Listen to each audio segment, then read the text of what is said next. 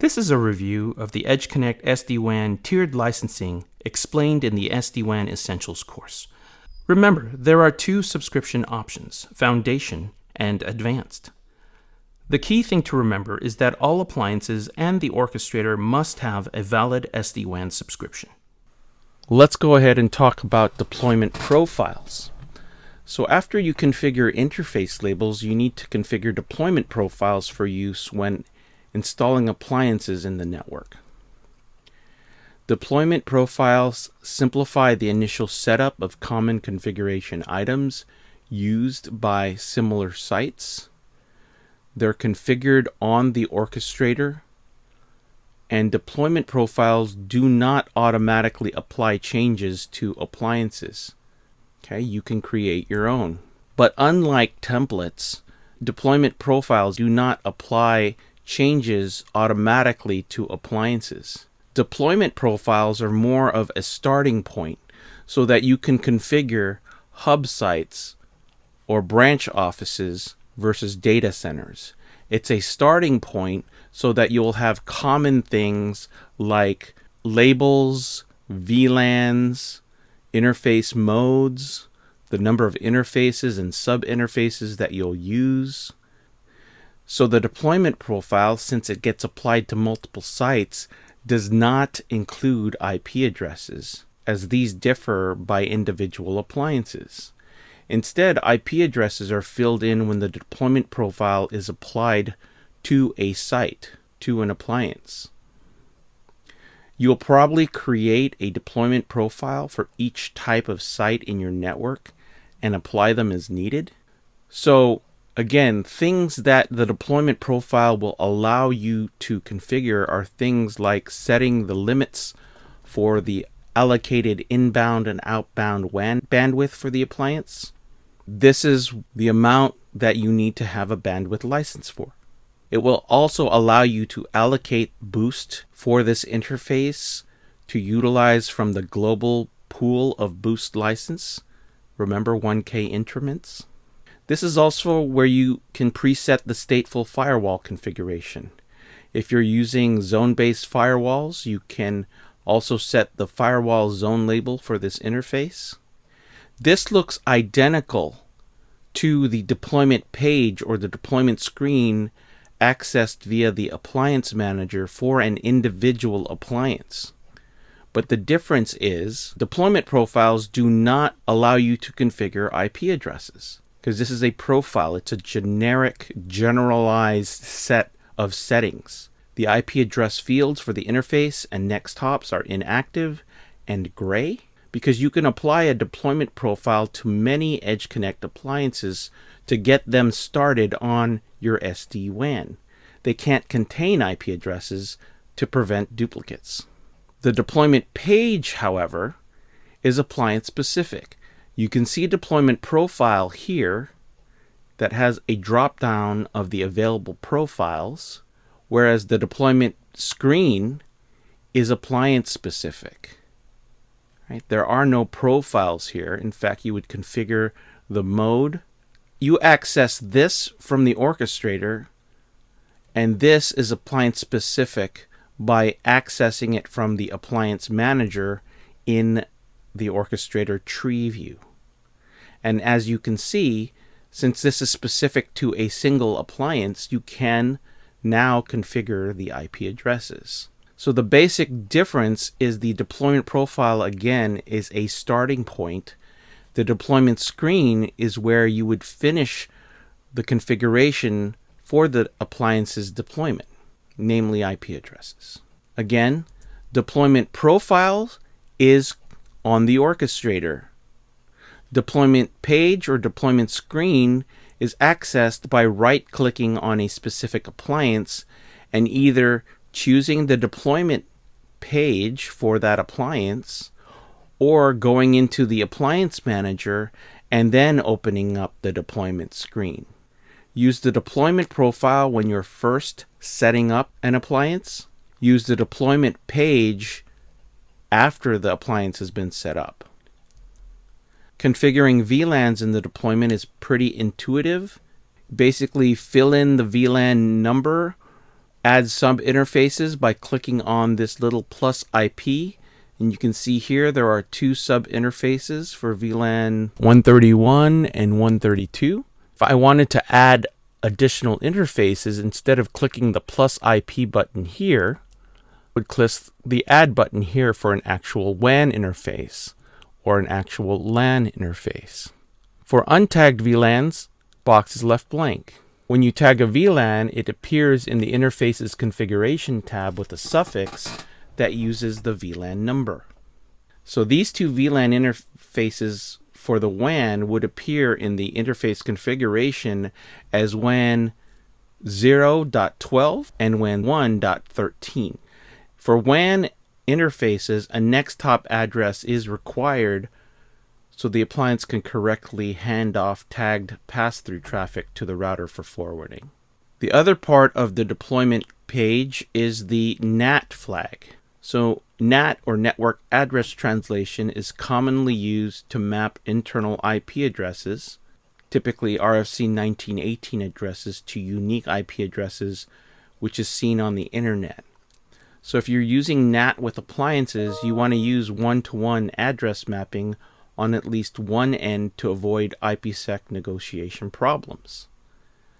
Additionally, each interface on the deployment screen has a NAT flag which can be enabled or disabled when your appliances are behind a NAT device and it's necessary to build tunnels across the internet. This flag can help Orchestrator build tunnels to the correct address. You can also enter the external IP address that the Orchestrator should use to build tunnels to this site for a given interface label if you want. So let's look at an example. Here we have two EdgeConnect appliances that communicate with the Cloud Portal and that Orchestrator is managing. The EdgeConnect on the left has an internal RFC 1918 IP address of 10.10.1.1, and the one on the right has an address of 10.10.2.2. The EdgeConnect appliances connect to the internet through firewalls that perform NAT. The firewall on the left translates the private source IP to a public address of 75.10.1.1, and the one on the right to 75.10.2.2. When the EdgeConnect appliances register with the Cloud Portal, they tell it their configured IP address, 10.10.1.1 and 10.10.2.2. And because the Cloud Portal receives this information after NAT has been performed, it sees the registration packets originating from their translated IP addresses, the 75s. The Cloud Portal stores the values in its tables, and the next time the Orchestrator polls the Cloud Portal, it learns both IP addresses. These show up in the appliance information, which can be viewed in the Orchestrator. After approving the appliances, the Orchestrator needs to decide which address to use to terminate the remote end of the tunnels established in each direction. The source IP for each tunnel is always an internal, locally assigned address that points to the internal or external address of the remote appliance when establishing the tunnel. If the EdgeConnect established tunnels across the internet, then you need to enable the NAT flag. When configuring tunnels on the device on the left, for example, the source address of the tunnel is 10.10.1.1, and the EdgeConnect translates the destination IP address to that of the remote appliance of 75.10.2.2. So the EdgeConnect on the right does the same thing in the reverse direction. However, if the appliances connect over a private MPLS connection that doesn't transit the NAT firewall, then the Orchestrator tells the EdgeConnect on the left to establish a tunnel from 10.10.1.1 directly to the internal address of 10.30.4.1, and tells the EdgeConnect on the right to do the same in the reverse direction.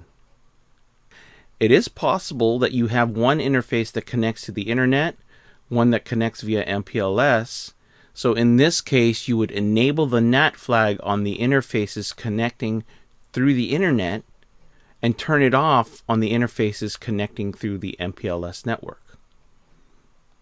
Another way of saying it is you would configure this for NAT and you would configure this for not behind NAT, as seen in this previous slide.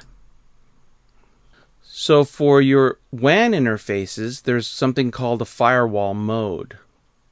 And these are stateful firewall settings. Allow all is pretty straightforward. It means that the stateful firewall is disabled for this interface, allowing all inbound and outbound traffic. You generally will only use this with something connecting to a private network like MPLS, or where you have upstream firewalls that provide local protection and are doing NATing themselves. Of course, you don't want to use this on an interface that is directly connected to the internet due to security risks. Another option is harden. The harden interface firewall mode protects your sites against unprotected connections. When this setting is enabled for a WAN interface, only traffic coming into the site from EdgeConnect IPsec tunnels can enter. You can't use a hardened interface for internet breakout because the interface blocks any return traffic from the internet. However, the EdgeConnect can still talk to the cloud portal through the hardened interface, and it permits DHCP and DNS requests as well. The next mode is stateful. With stateful, you can enable the stateful firewall setting on a per WAN interface basis. The stateful firewall provides basic layer 3 and layer 4 functionality that might be suitable for branch offices with local traffic going to the internet. If a device on the local LAN originates a connection to an outside device, the EdgeConnect permits the session through the WAN interface and allows the return traffic to come in. However, devices cannot initiate inbound sessions through the EdgeConnect from the WAN side. So this only looks at the connection state, not the content. This is not an intrusion detection or prevention. And this only applies to pass-through traffic that is not in a tunnel. So this one allows you to perform NAT, and it's also stateful interface to allow pass-through traffic. Unless you configure inbound port forwarding, which is the next slide. So you can configure something from the WAN to hit the WAN interface IP of 1.1.1.1, and by configuring port forwarding, you can map a particular port to a particular server so that it will get forwarded out to the LAN.